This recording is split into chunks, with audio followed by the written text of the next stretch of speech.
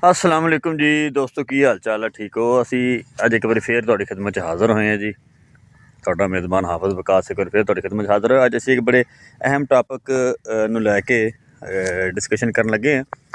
ते खास तौर जिहड़े सिट्रस दे बाग है उन्हां दे हवाले नाल। सिट्रस दी इस टाइम कटाई लगी हुई है बागात दी।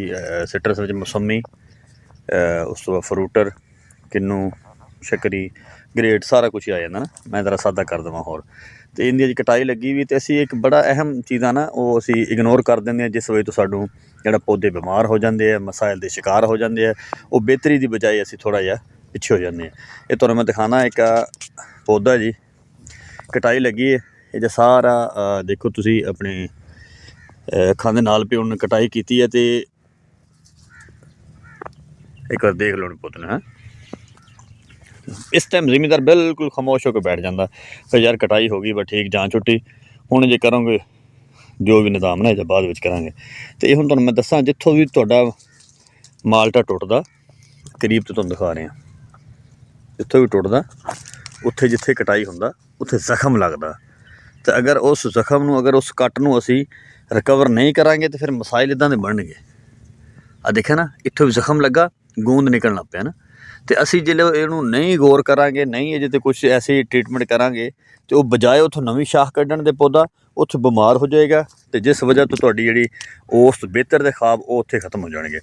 तो उस शाख जिहड़ी है उत्थों चाहिए है कि जित्थों कटाई होवे उत्थों नवीं शाखां कढ़े। पर जिहड़ा है जिस तरह व्यापारी कटाई करके जाते उन्होंने तो कोई कसूर नहीं है। तो जिमीदार ने बाद च देखना ना मैं हुण की करना। तो जिमीदार नूं चाहिए फौरी स्प्रे करावे, फौरी स्प्रे करावे 24 घंटे के अंदर अंदर। जो कटाई होवे तुहाडे 1 एकड़ खाली होवे तो पिछों स्प्रे कराई जाए। किस चीज़ की? फंजीसाइड की। उस मुख्तलिफ फंजीसाइड आ। फंजीसाइड हुण जिहड़े हैं ये कापर ऑक्सीक्लोराइड मैं रिकमेंड करांगे, सब तो अच्छा हुंदा। कापर ऑक्सीक्लोराइड तुसीं कसुगामाइसिन दा मिक्सचर हुंदा स्प्रे कर दोगे, उहदे नाल जिहड़ा तुहाडा जख्म है वो कवर हो जाएगा।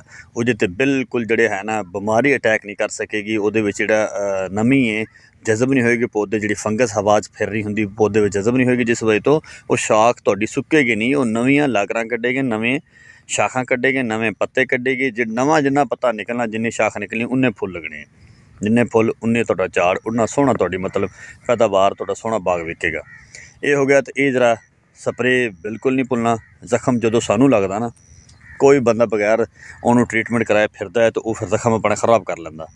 हुण इंसान असीं अपने तो केयर करते हैं, फौरी जाके उन्होंने अपनी जिस तरह पहले डिटोल नाल धोने हैं तो फिर पायोडीन लाने तो फिर पट्टी करते हैं, सो अपने रोले करते हैं।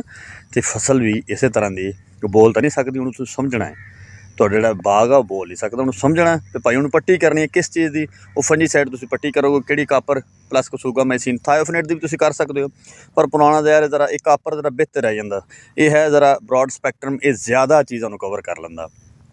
ये तुहाडे अगर कोई भी चीज़ बीमारी पिछली कोई पौधे ते अटकी खड़ी है वो भी कवर कर लैंदा, नवीं शाखां तो मुंतकिल नहीं होएगी।